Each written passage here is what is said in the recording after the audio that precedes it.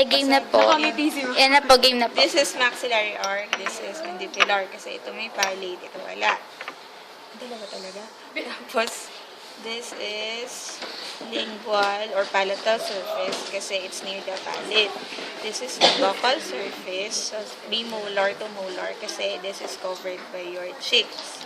Tapos, this one, inside canine to canine, they are your labial surface kasi covered by your lips.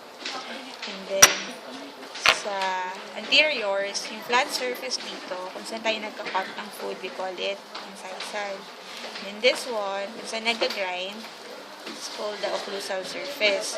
Yung mga in-between ng teeth, we call it your proximal surface. It depends lang kung mesial or distal. Pag near the midline, we call it mesial. Pag out away from the midline, we call it distal. So, this one, this is the mesial surface of your 1-5 kasi malapit sa midline. This is the distal surface of your 1-5 kasi away.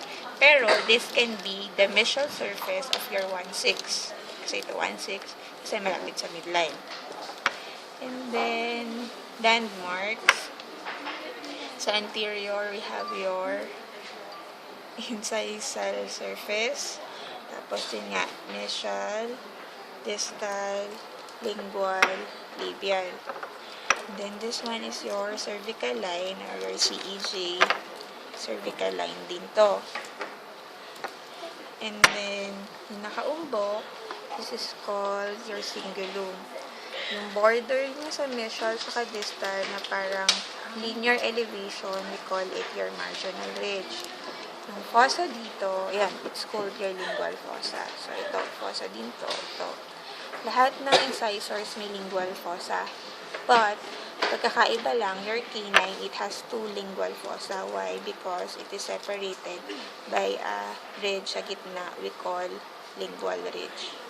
So, ito, dalawa yung fossa dito. Yun, marginal ridge uli, cingulum. And then, this is what you call cusp. So, cusp pinto, cusp, yan, cusp lahat yan. Ang cusp, it is composed of a cusp tip, itong nasa gitna, and a cusp ridge. Cusp ridge ito, or ito. So, ganun din, sa posterior, may marginal ridge, yun yung border niya sa mesial, tsaka sa distal. And then, may pit. So, yan. Yung pit is yung pinpoint depression. Usually, mas kita siya sa mandibular. Ito, yun yung snake's eye. Yan, pit yan. And then, so, dito na lang tayo sa kabila. This is your marginal ridge. Meron dyang parang linear depression na pa-triangle. Ayan. This is your buccal triangular ridge. This is your lingual triangular ridge. So, magpa-form siya, yung triangular ridge mong dalawa plus your marginal ridge, meron dyang fossa, you call that your triangular fossa. Sa gitna, may fossa din. So, mas malaki kasi yung depression dito. That's why we call it fossa. Unlike sa premolars, tawag natin pit. This is a fossa. So, central fossa, itong linear depression, basta may linear depression, we call it central developmental groove. So, yan, depression. Kapag dito, central fossa papunta sa buccal, we call it buccal developmental groove. Madaling tandaan kasi yung buccal developmental groove, siya yung nagsaseparate sa dalawang cusp. Sa lingual, ganun din ito. From sa central groove papunta sa lingual, may groove din, we call it the lingual developmental groove. Siya din yung nagsaseparate sa dalawang cusp.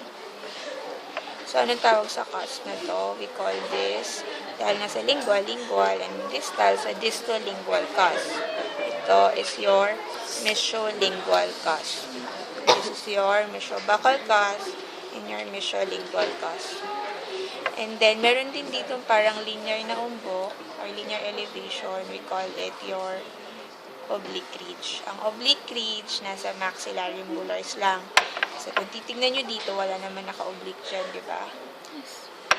And then, ano pa ba? Transverse ridge is kung saan nag-meet yung dalawang ridge. Saan sila parallel. So, here, ridge to sa buccal. This is another ridge in the lingual. We call this transverse ridge. Dito rin meron. Yan, transverse ridge. Yan yung isang buo. Ano pa ba? Line angle and point angle. When we say line angle, it is a combination of two surfaces. Pag point angle, combination of three surfaces. So, kunyari, dito sa incisors. Pag line angle, so two surfaces, we have a labial and the distal. So, labio-distal line angle, dalawang surface. So, ito, another two surface, labial and mesial. So, labio-mesial line angle. So, likod, ganun din, linguo-mesial line angle, linguo-distal line angle. Siyempre, meron din ditong surface, incisal and lingual. So, incisal-lingual line angle and incisal-labial line angle.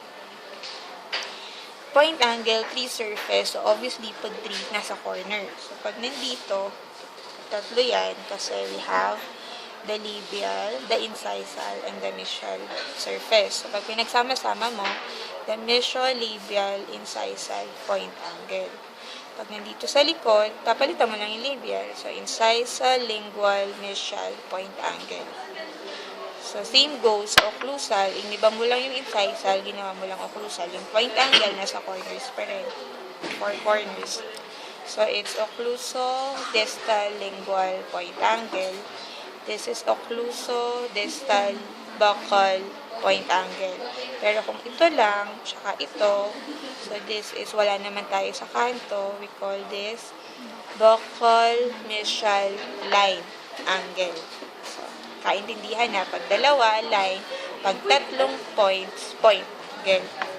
So, division into thirds naman, when you divide the tooth, longitudinally, into three, we have division into thirds, we have mesial, middle third, and distal third.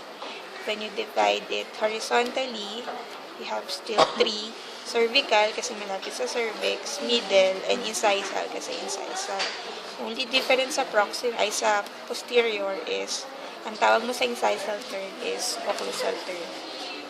Supplemental groove ito, ayun o, maliliit na to. Mas kita yung supplemental groove sa mga natural tooth. Dito kasi masyadong ideal yung ginawang ayos. Pero yung supplemental, yung mga maliliit. Ayun lang. Minsan, yung developmental group umaabot dito. Yan. So, this is still the buccal developmental group. Dito, bakit dalawa? So, ito, parang siyang buccal developmental group. Kasi nga, di ba nga, yung group na yun, hinahating cusp. Dito, tatlo yung cusp. So, dalawa yung developmental group. Both we call buccal. This one, ano to? Lingual. Lingual developmental group. Ito. Central. Ito. Marginal. Ito. Kaya, Triangular. Buccal, triangular. Ito. lingual. Lingual. Triangular. Ito. Central fossa. Okay. Ayun yun na. Anong tooth number to? Pwede kong tanongin yun. 4. FDI system. 4. 5. Which is your Second premolar. mandibular second premolar. Mandibular right.